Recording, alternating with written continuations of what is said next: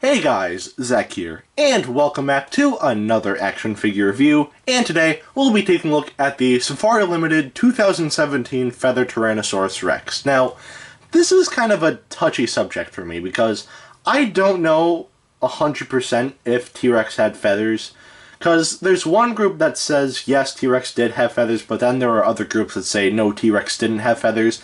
I don't know where to stand on that.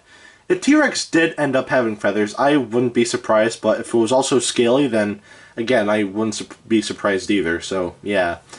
I don't mind the concept of a feathered T-Rex, because if that's how, it actually lived, then so be it, because, I know there are people out there who don't really like the concept of feathered dinosaurs because they're just so different from the Jurassic Park style dinosaurs, and I understand where they're coming from, I love Jurassic Park, it's my favorite movie of all time, but if I'm gonna be honest, I actually really like scientifically accurate dinosaurs as well, because those are the animals that lived, on our planet millions of years ago.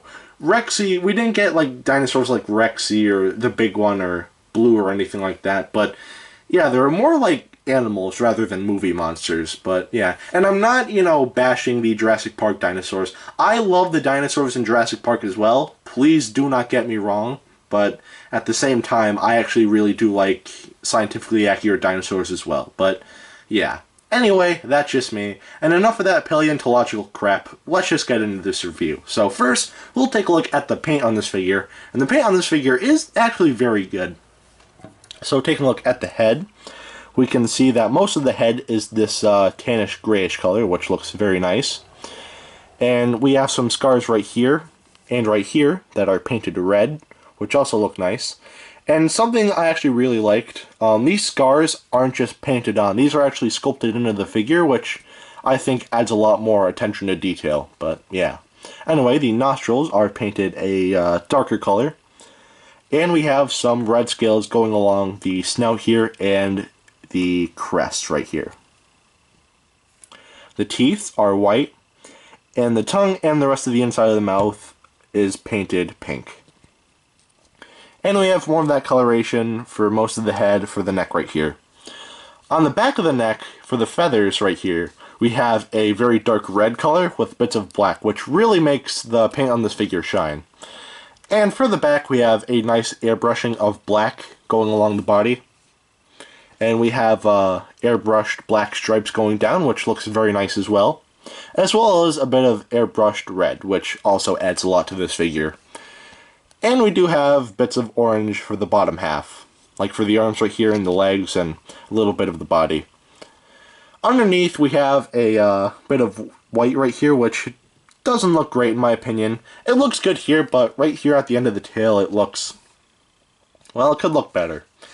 And underneath the figure we have the same color for the scales as the head, so yeah.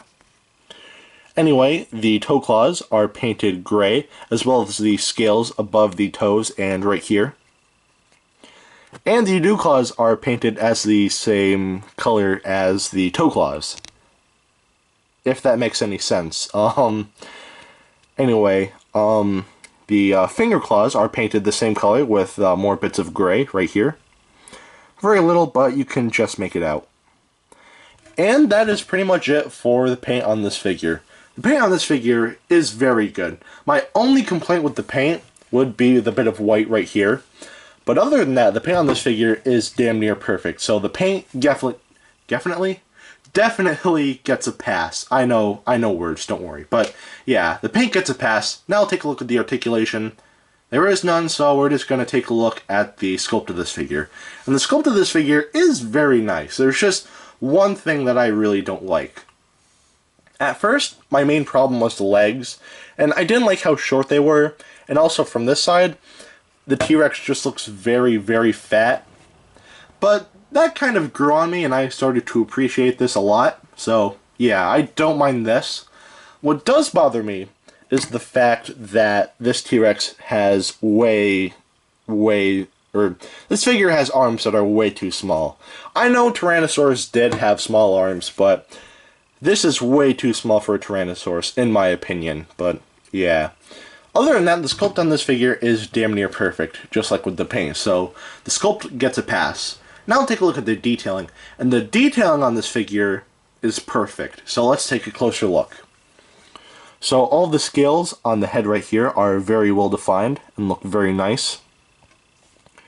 The tongue, I mean, it looks like kind of a mess, but it still looks okay. And the roof of the mouth is okay as well. The detailing for the scars right here look very nice as well. I actually really do appreciate the fact that these aren't just painted on, that these are actually molded in. So yeah, I really do like this. And the detailing for all of the creases and folds on the neck right here look very nice as well. The feathers on the back of the neck look very nice as well, very well defined. And going to the back, all the feathers on the back look very nice as well. And this featherish sort of detailing continues on throughout the rest of the body.